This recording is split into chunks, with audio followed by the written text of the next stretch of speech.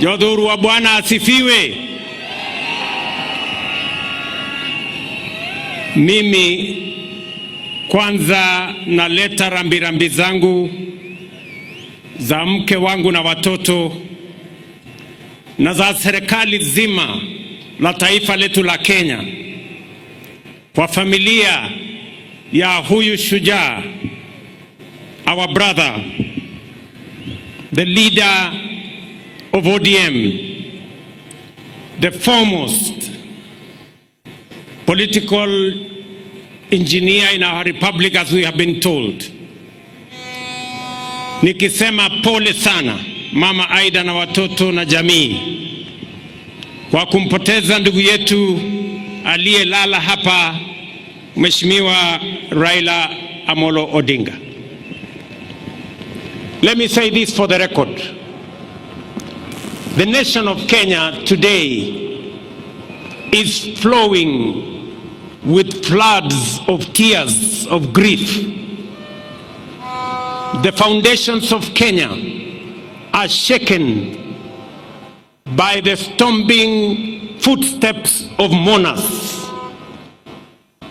and the soul of our nation is aching because of the loss of a great hero of our nation, a man who has been made through fabric of struggle, a man who many fondly referred as the people's president.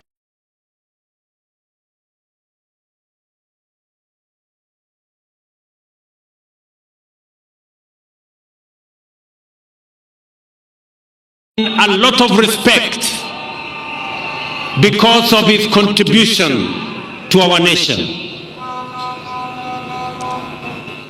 Na ndio sababu leo nataka niseme mambo machache. Mimi na huyu kiongozi wetu Raila Amolo Odinga nilijuana na yeye wakati nilichaguliwa kama mbunge wa Eldoret North in 1997. I came to meet him in parliament. Baadaye tukawa na urafiki na ushirikiano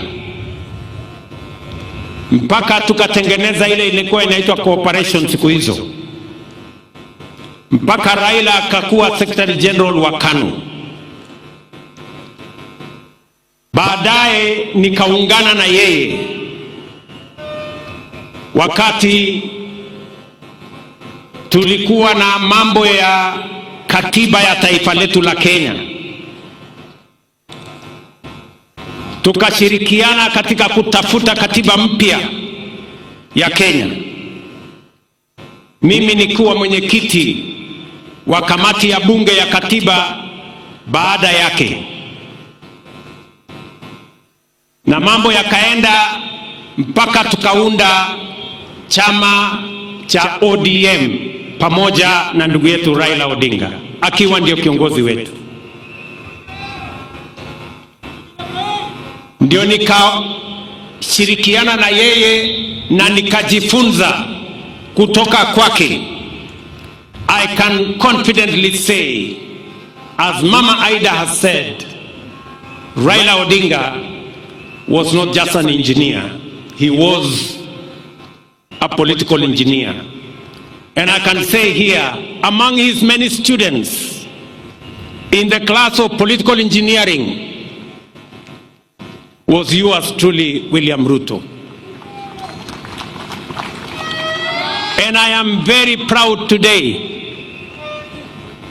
that Raila Amolo Odinga is being rested when one of his own students, a man he has mentored, is today the President of Kenya.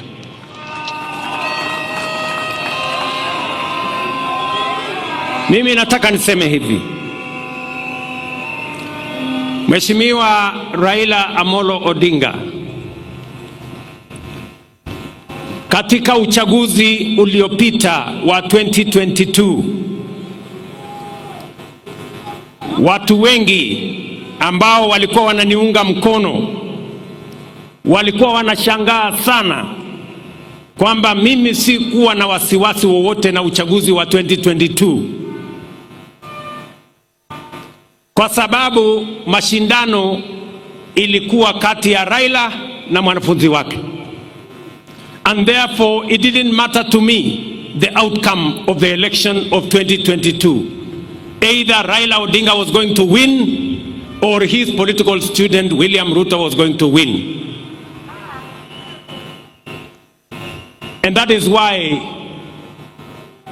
hata wakati waliniuliza watu wengi, wewe bwana, wewe unawezaje kushindana na Uhuru Kenyatta na Raila Odinga wakiwa pamoja? Mimi sikuwa na wasiwasi, kwa sababu kama Raila angeshinda hiyo uchaguzi, mimi ningekuwa nimepata ushindi, na kwa sababu nilijua yeye yale alikuwa amepanga katika manifesto ya Azimio, mpango ya housing, mpango ya universal health coverage, mpango ya elimu, mpango ya kilimo, mpango ya masomo, yalikuwa sambamba na sawia na sawa na yale nilikuwa nimepanga.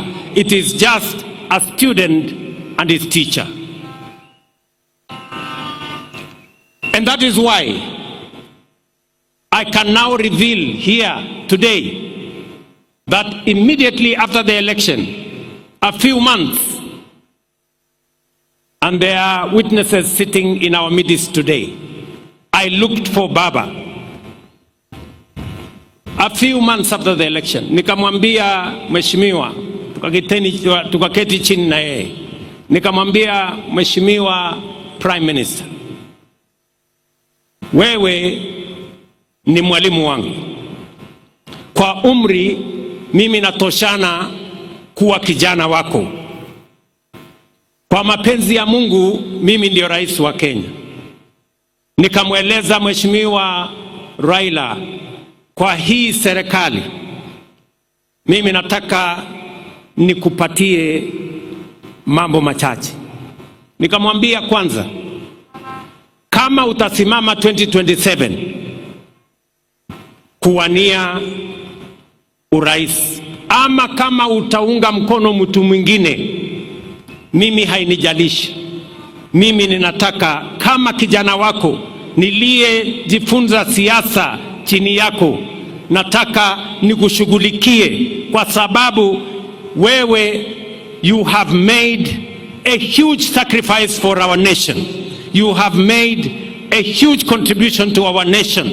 And I told Baba, I want, as a person who has learned in your political school of politics, I know you have made a huge contribution to Kenya. I know you have paid a huge personal sacrifice, family sacrifice, community sacrifice. I want to right the wrongs that have been done to you in our nation. And we agreed with the former Prime Minister, and I told him without condition, I will do whatever he wanted me to do, especially to make sure that the sacrifices he had made for our nation, the contribution that he had made for our nation, we right any wrong that may have happened. Mimi namshukuru Mungu kwamba baadaye katika safari hii ya siasa, Mungu alinipatia nafasi, mbali na changamoto nyingi zilizokuweko, Mungu akanipatia nafasi nijumuishe chama ya ODM katika serikali ya Kenya. And I am very proud that today ODM is part and parcel of the government of the Republic of Kenya.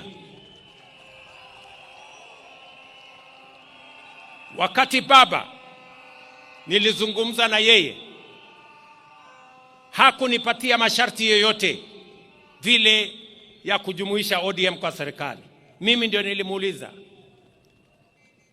Baba, mimi nataka waziri wa fedha wa kwanza wa kutoka Nyanza, mimi na wewe tupatie nafasi hiyo. Baba akanipatia huyu mungwana anaitwa Nyang, huyu John Mbadi. Leo I am very proud that Baba and I made the decision to have John Mbadi as the Minister of Finance of Kenya. Today, inflation has come down to 4% from 9.6%. Exchange rate has come down from 165 to 129. Today, our inflation, I have said, exchange rate, our interest rates have come down, and Kenya is now the 6th largest economy in the world, in Africa. This man, John Mbadi, anatosha ama atoshi? Wengine waliniambia ya kwamba hatoshi kwa sababu anatoka mahali fulani. Nikasema nitamfanya waziri nione what is going to happen. Na leo we have seen what has happened. I am very proud of the decisions that we have made. And so are all the other ministers that we are now joined together in this administration. Mimi nataka niwaeleze ndugu zangu. Najua ya kwamba mimi ni kiongozi wa chama ya UDA katika Kenya Kwanza. Lakini mimi nataka niwahakikishie wana ODM, kulingana na matakwa ya Baba, because Baba believed in political parties, he built the largest political party, ODM. I want to tell you, we will respect ODM. We will support you to hold ODM together. ODM must be strong as we go to 2027, because that is the way we are going to have a strong government. Political parties are the foundations of any meaningful democracy.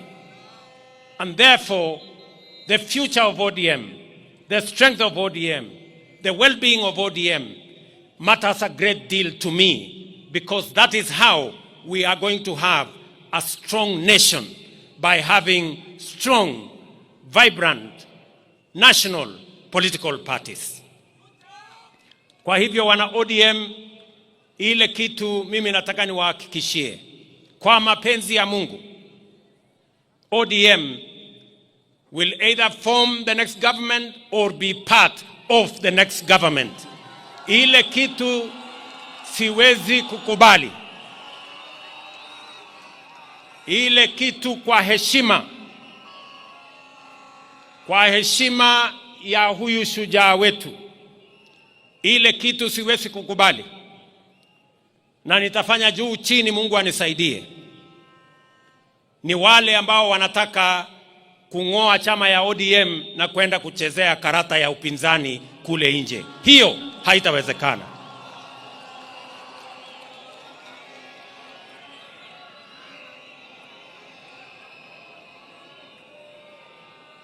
Si tukisema ODM tunasema tuko tayari. ODM. ODM. ODM. Muko tayari? Muko tayari? Tuunde serikali 2027. Mimi nataka niwaeleze hivi. Baba, we consulted with him very often. But the last 1.5 months were very difficult times, because every time I met Baba, his voice was hoarse, and he kept on telling me that I am weak because I am taking some drugs. And I was very concerned. He explained to me that he had gone to Dubai and he had gone to the American hospital, and they had told him a few things about his health. And then he came back and went to Canadian hospital again in Dubai. And after he came back, his doctors, led by Dr. Olunya, who is his personal doctor for many years, administered some medicines to him. And when I went to New York for the United Nations General Assembly, I kept track with what he was doing. And I told him, I will come back, I will come through Dubai, I will also do a medical checkup, but when I come back, I want us to meet. Because his health was very concerning to me. So when I came back, I thought I would meet him on a Saturday, or was it a Sunday? But when I called him, he told me, William, Bill, actually, I have gone to Malindi. The doctors have advised me to go and rest in Malindi. I will come back on Tuesday. So I told him, it's okay. Let me go to the farm. I will come back on Sunday. I will wait for you on Tuesday. On that Tuesday, Baba called me and told me he is coming. And he wanted to come and meet me in the office. I told him, because you're not feeling very well, you go home, I will come home in the evening. And that evening on Tuesday, nikaenda nyumbani, Mama Aida akatupikia chakula, nikawa na ndugu yake Uburu, nikawa na msichana wake Winnie, tukakula chakula cha jioni, tukaongea, akatueleza sisi zote vile alivyokuwa anajisikia, na kwa kauli moja sote pale tukamueleza hatutaki guesswork kwa mambo ya afya. Wewe mwenyewe na madaktari zako uamue. Na nikamwambia serikali ya Kenya itamsimamia akiamua kwenda mahali popote kutafuta matibabu. Kwanza alikuwa anajaribu Ujerumani, akasema pengine atajaribu China, akasema pengine atajaribu sehemu zingine, mpaka akamalizia akasema ako na marafiki ataenda kule India. And we facilitated everything that the former Prime Minister, as the leader of this nation, wanted. Sitaki kusema yale mengine kwa sababu sote tumeambiwa. But I must commend members of his family, because they were always there for Baba. Especially Winnie Odinga. Winnie, you are a special person to your father. You stood by your father. You were concerned about his health. You persuaded him to take his health seriously.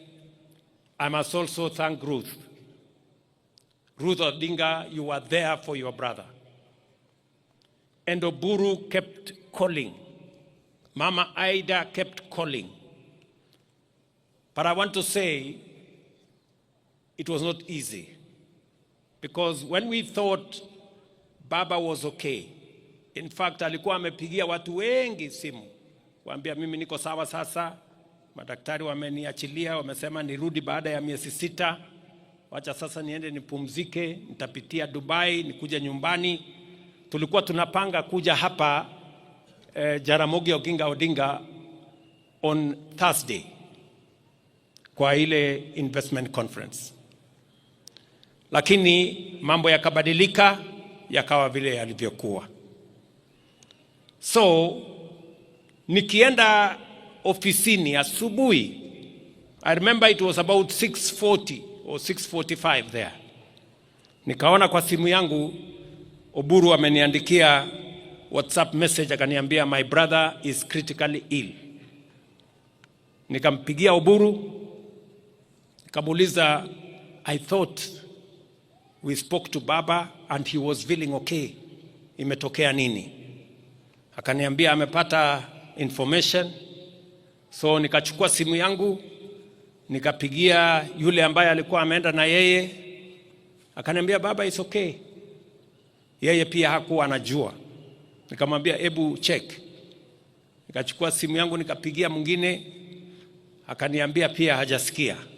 In a few minutes, like 10 minutes, Oburu akanipigia tena. Akaniambia inaonekana Baba ametuacha. He was not conclusive. So that's a few minutes after 7. After 2 minutes, Winnie akanipigia. Akaniambia, first I told her, please Winnie, don't tell me any bad news. But of course she said, the bad news have happened. My father is no more. And those were very, very difficult moments. Many commentators in the newspapers and in the media say this is a very big blow for William Ruto. Yes, it is. It is a very big blow.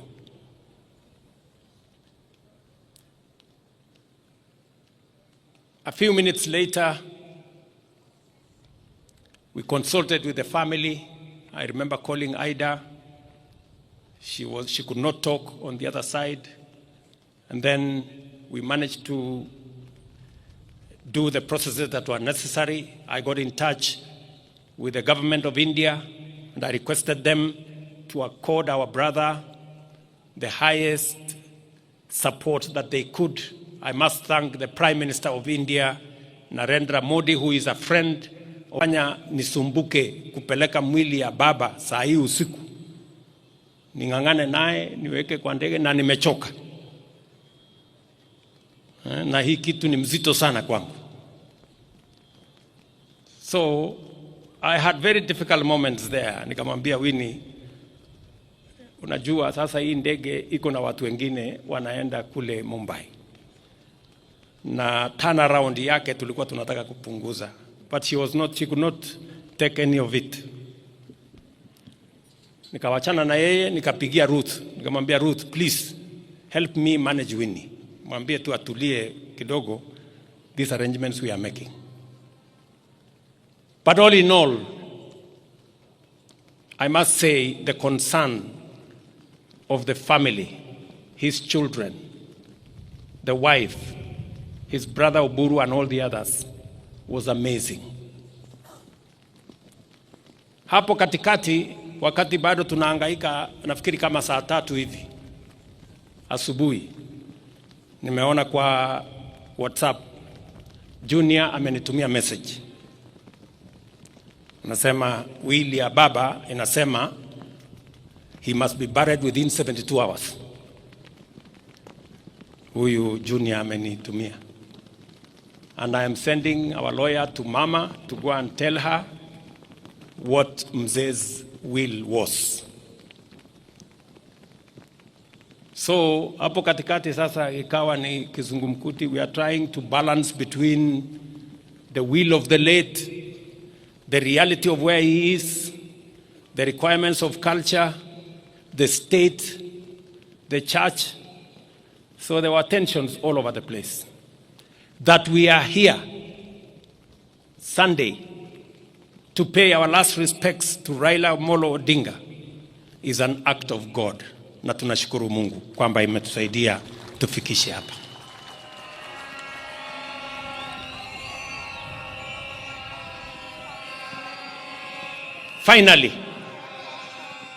Finally, as I must say this to the people of our nation, because this is the assignment that the Honorable Raila Odinga and I will mention who else were working on.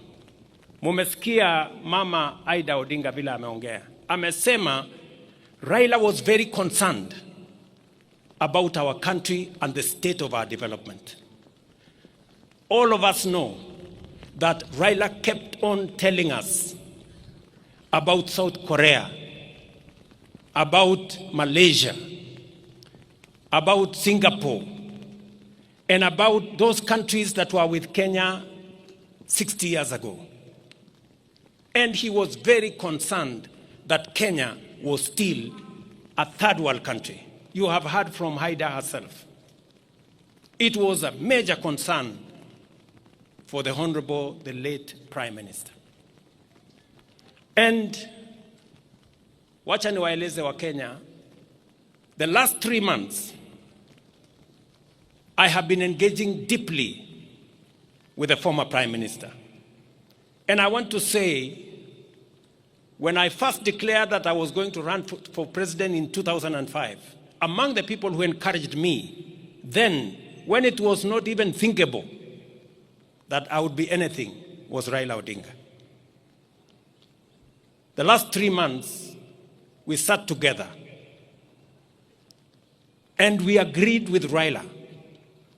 And I want to say here in front of his body, we agreed with him that we must do whatever it takes to get Kenya out of this third world status and move it to the first world. We sat down with this man here. Na tukakubaliana na huyu Raila Amolo Odinga mwenyewe akatumana yule Hino, Professor Hino, akuje Kenya. Hino came here almost a month ago for us to agree on the plan that is going to get Kenya out of this mess. Nyinyi mnajua hapa Siaya sasa iko mpango ya nuclear energy, kwa sababu Raila alisema hatuwezi kuwa ni nchi ambayo tunaweza kusonga mbele if we do not have enough energy. And Raila proposed that we should at least generate another 10,000 megawatts. Let me say this because there is no other moment for me to say this when he is here with us.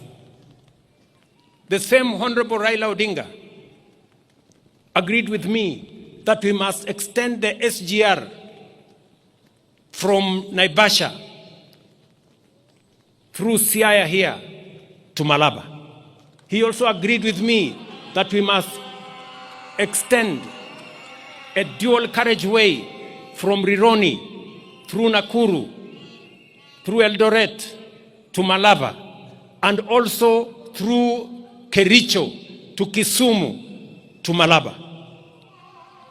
And we agreed with him on how we are going to build a new airport and how we are going to expand our infrastructure.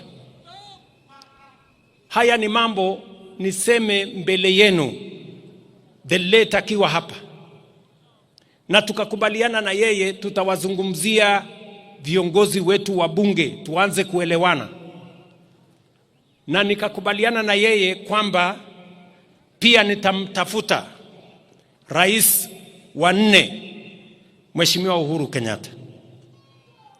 And I want to say here to you, Baba, we agreed, me and you, that I would look for President Uhuru Kenyatta. And I booked an appointment. I sat down with President Uhuru Kenyatta. And we discussed what I had discussed with Prime Minister about the future of our country. How to think big, how to get rid of the average and the usual and the normal and the ordinary, so that we can stretch this nation to the extraordinary and to the excellent. And you remember, President Uhuru Kenyatta, I came to your office, I sat down with you, I explained to you what I had discussed with my brother, Prime Minister, and I want to thank you immensely that you shared in putting this country together eliminating division and tribalism, and making sure that we can forge a unity that would lift Kenya from a third world status to a first world status. Ndugu zangu waombolezaji, Mama Aida, I have discharged my responsibility to a friend, to a brother, to my mentor, a man I went to his school. Wengi walijaribu kuniambia ya kwamba Raila hakukuwa rais, kwa hivyo heshima yake ishushwe chini kidogo. Mimi nikawaambia hata kama hakuwa rais, he was the people's president.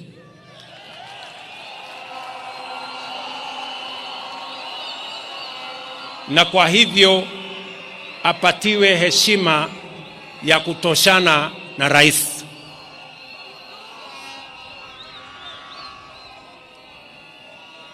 Ndugu zangu, mimi sitaki kusema kuzidi hapo.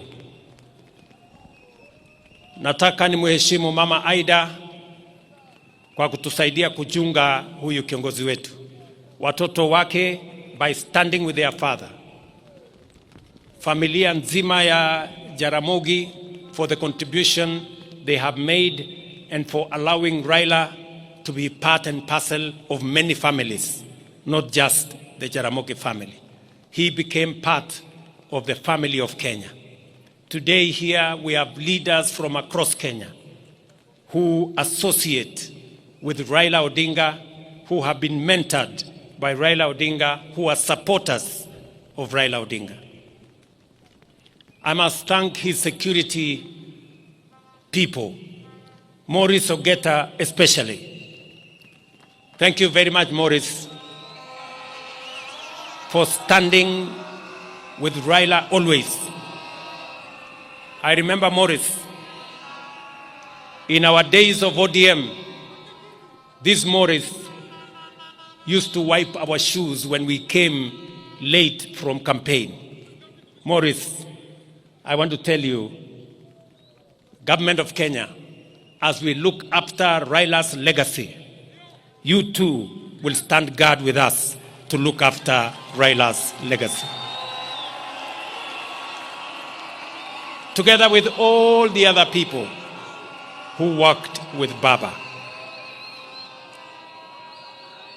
To this community, I want to assure you that by God's grace, we're going to journey together in the footsteps and in the direction that our friend and brother Raila Odinga has pointed to us. And I will not betray the course upon which I have agreed with him. Asanteni sana, poleni nyinyi wote, rest in peace. Raila Amolo Odinga, our leader. Brother, thank you very much. One. Makofi tafadhali. Thank you, Your Excellency. And allow me now to just give the exit protocol before I invite the right Professor Dr. David, Professor